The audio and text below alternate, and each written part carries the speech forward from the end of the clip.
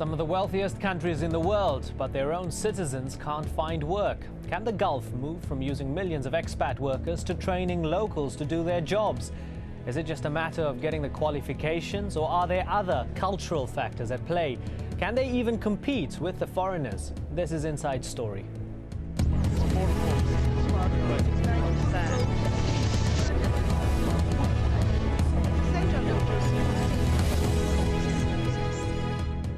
Hello, I'm Imran Garda, taking a hard look at the Gulf workforce. 6 countries make up the GCC, or the Gulf Cooperation Council: Qatar, Oman, Saudi Arabia, Bahrain, Kuwait and the United Arab Emirates. The Emirates Center for Strategic Studies and Research, also called ECSSR, is hosting its 15th annual conference in Abu Dhabi under the title Education and the Requirements of the GCC Labour Market. Well, as a region, nearly 40% of the total population comprises of foreigners. In some countries like the UAE and Qatar, it's more than 80%, many hired by the private as well as public sectors. Well, the foreign workforce transfers more than $40 billion annually, generally back to their home countries, hence resulting in a loss of investment in the region.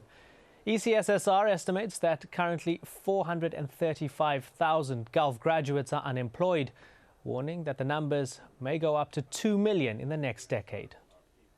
Well, the conference aims to address the unemployment among the Gulf nationals and the severe imbalance in the number of expatriates hired in the region. Well, joining us now are our guests in Abu Dhabi, Andries de Grip.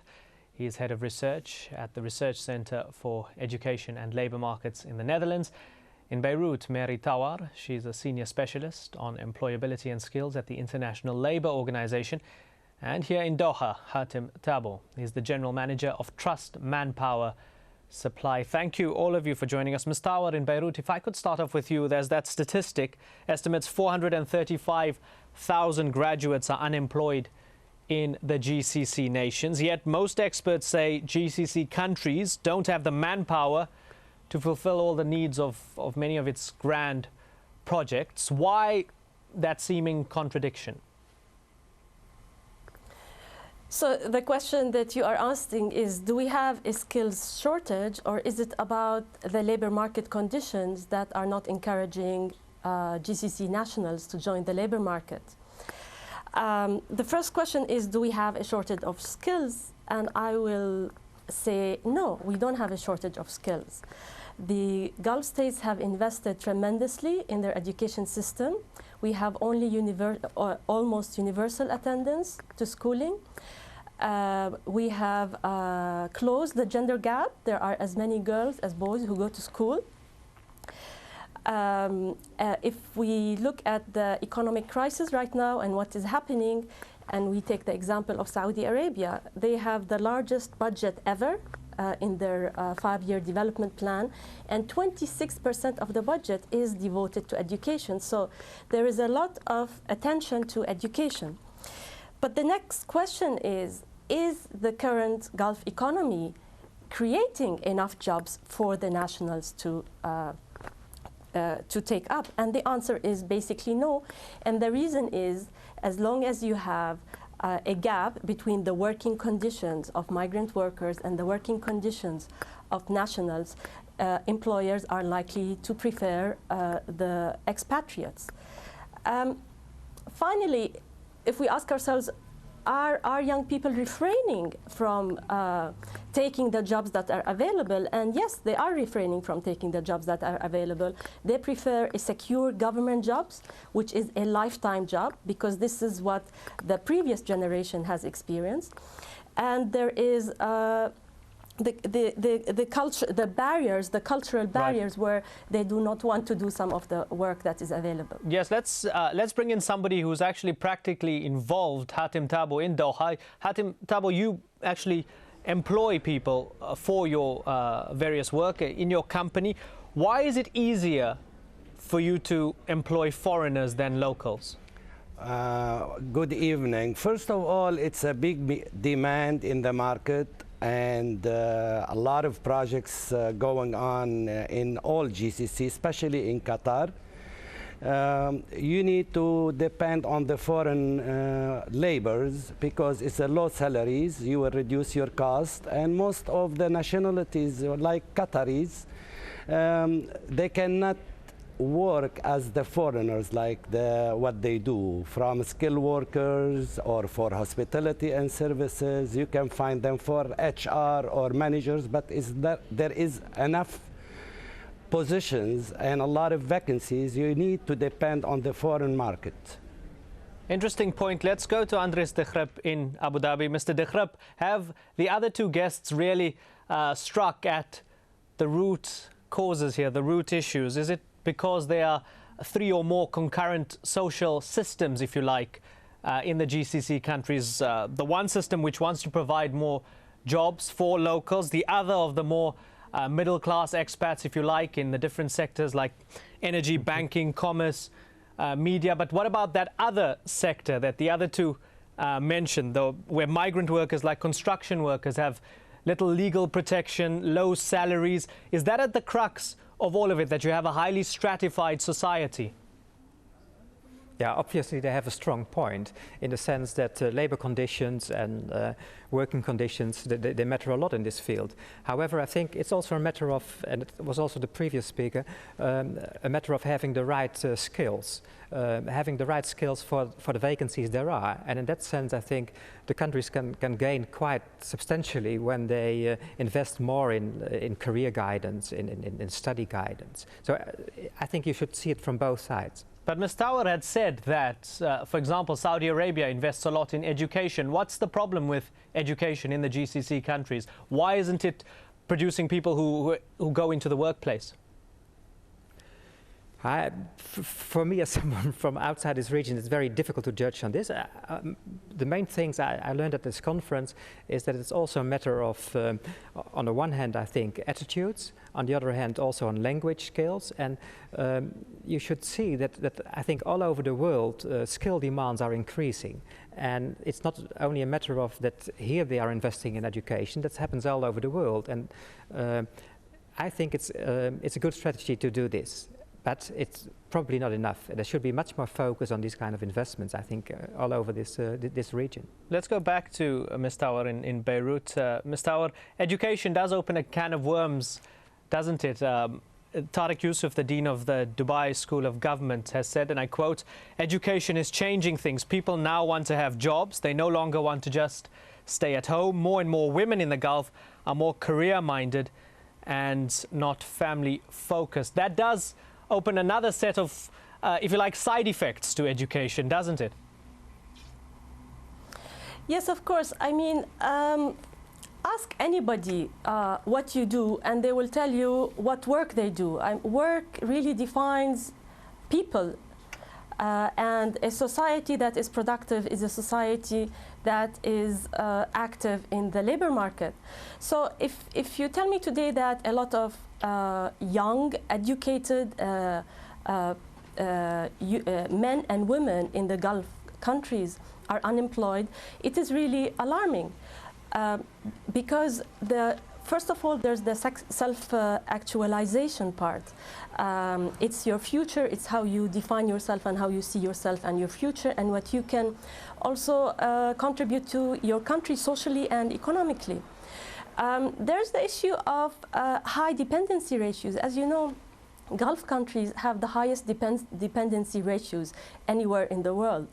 And this is because you have very low economic activities. It is extremely encouraging that a lot of men and women want to join the labor market, but we should know that they want to have good jobs. They want to have secure jobs. They want to have decent jobs and to be treated well at work and to have security at work.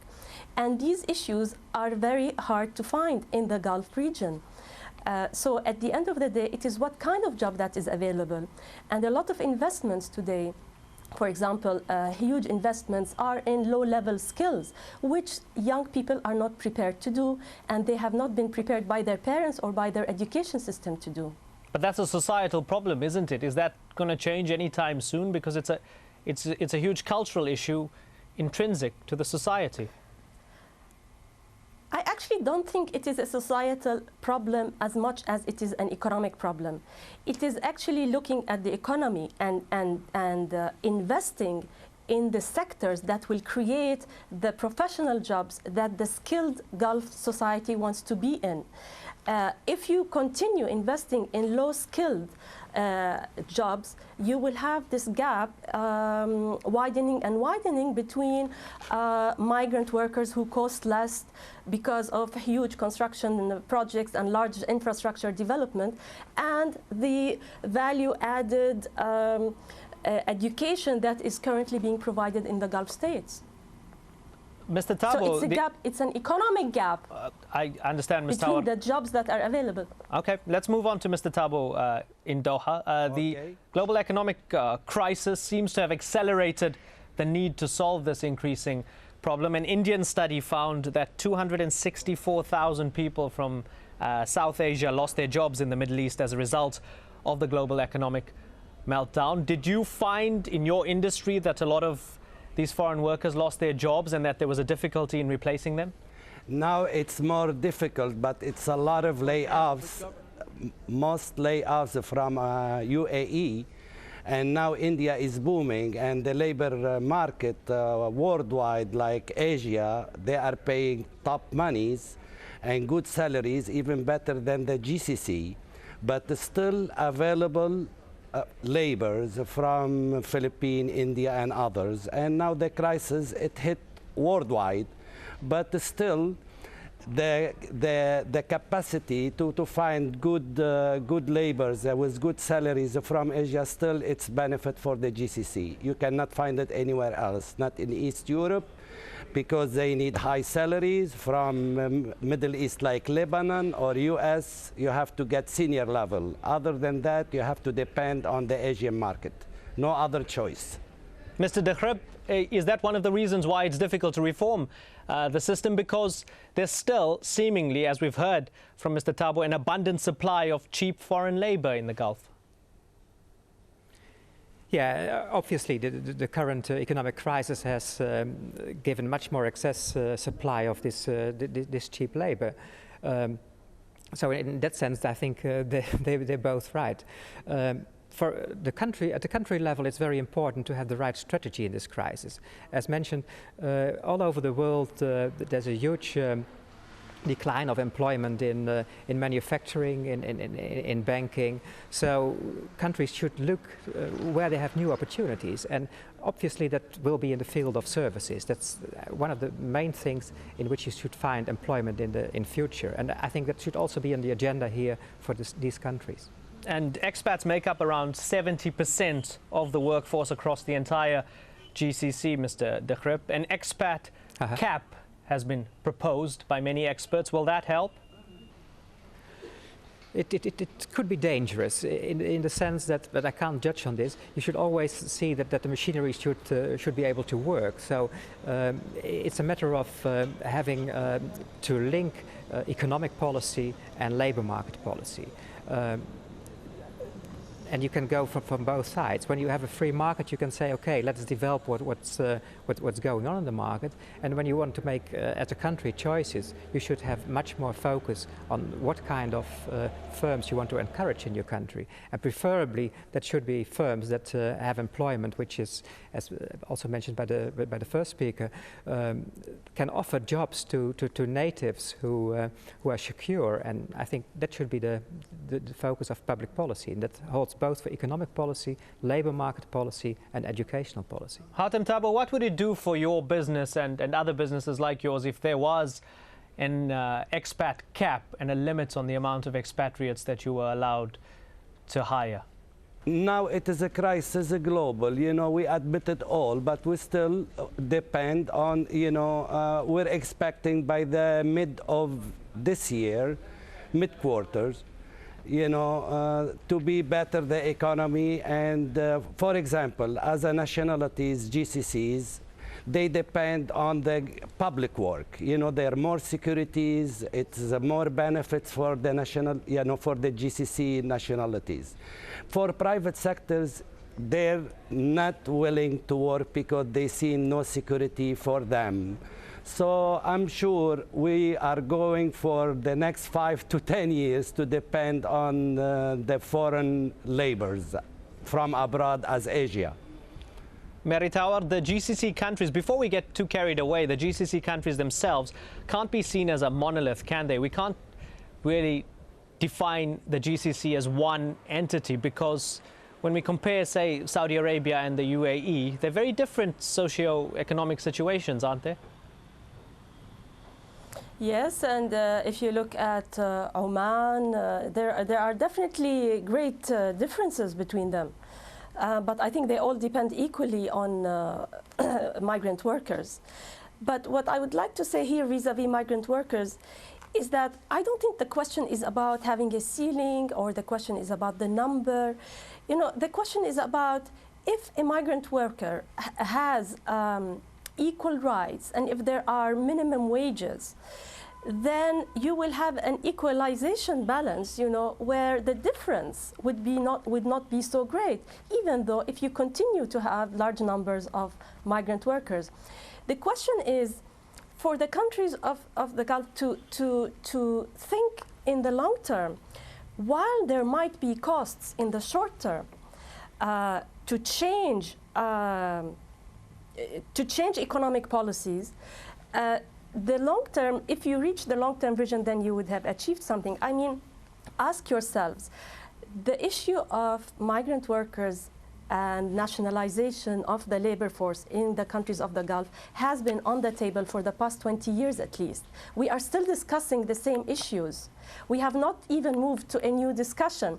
It's because there has not been any bold moves by the countries themselves in investing in the sectors that the local labor they are preparing the local labor through education policies to jobs that are not being created by the economic policies. Andres de Crip, hasn't Ms. Tawar hit the nail on the head there, particularly in her first point when she said that it must be a first priority to improve the conditions of many of the migrant laborers before even talking about getting many locals into the workplace. When I look at the human trafficking in persons report by the US State Department, it bases it on a tier system. All the GCC countries are either in tier 2 or 3 of the 2009 trafficking in persons report. Tier 3, which means the country does not comply with human trafficking laws and acts and has shown no effort to change. Isn't that the first priority? Making the working conditions better for laborers, stopping trafficking in persons before even thinking about getting jobs for locals?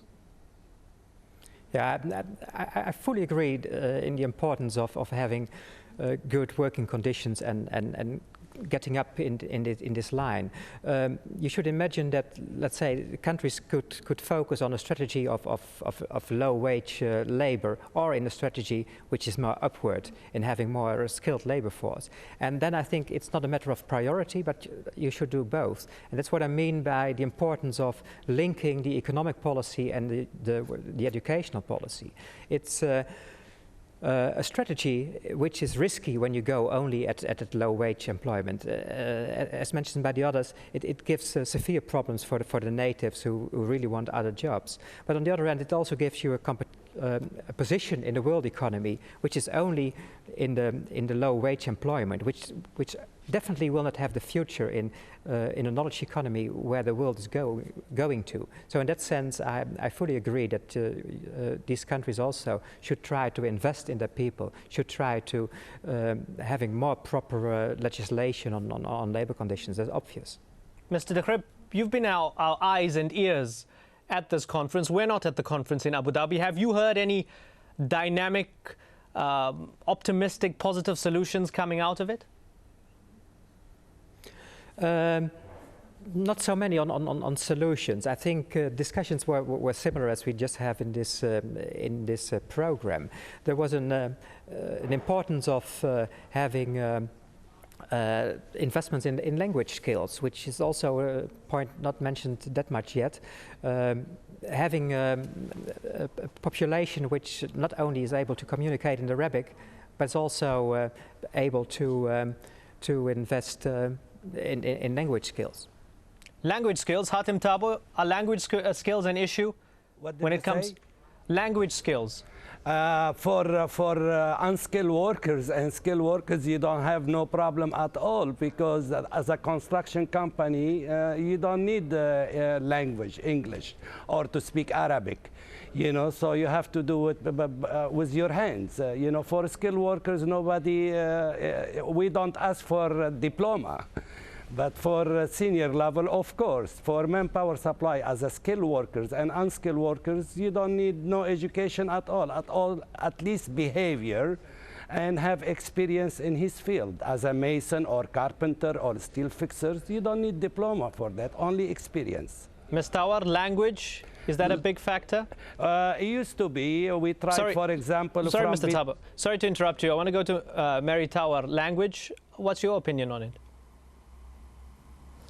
Well, again, it is whether we are talking about skilled and unskilled, but maybe what you mean by language is whether the degree to which workers have the soft skills to enable them to communicate, which is languages plus. Actually, this is something that the ILO works with many Arab countries in the region, not just the Gulf, on preparing young people for the labor market, and what kind of soft skills that allows them to succeed in an interview, allows them to write a CV, and allow them to manage in a new environment with other co-workers. There's a lot of skills. If we are living in a culture where you don't have internships as a student, you don't do small jobs as you are studying, entering the labor market is a big transition, which a lot of young people are not prepared for. Ms. Tawar, if you'd allow me a final question. Bahrain had recently abolished the sponsorship system, which affects both skilled and unskilled workers. Is that a very positive step in the region, do you think? Definitely, because as you were describing, I mean, this takes out the legal barrier that meant, as far as the ILO concerned, that that this is forced labor. If you do not have the freedom to choose your employer, you are then under forced labor conditions. So in Bahrain and in many other Gulf states, there are some positive steps by the government towards improving labor conditions. I would say they are still modest, but there are steps. For example, the United Arab Emirates now are considering to develop a law for private recruitment agencies, so you can regulate the work of private recruitment agencies who are bringing workers from abroad. In Bahrain, they are thinking of, they abolished the kafil. Kuwait is thinking about abolishing the kafil. I think there are steps, but considering the scale of the issue, you need to be bolder. Yes, it is a massive issue. Huge scale that affects all of us on numerous levels. Thank you very much, all of you, for joining us. Andres Tekhrep, Mary Tawar, and Hatim Tabo. Everyone, to some extent, involved in the production of this program is an expatriate of sorts, so it does affect all of us. Thank you very much, all of you and the viewer, for joining us here on Inside Story. As always, we welcome your comments and suggestions. You can email them to us at insidestory@aljazeera.net. Bye-bye.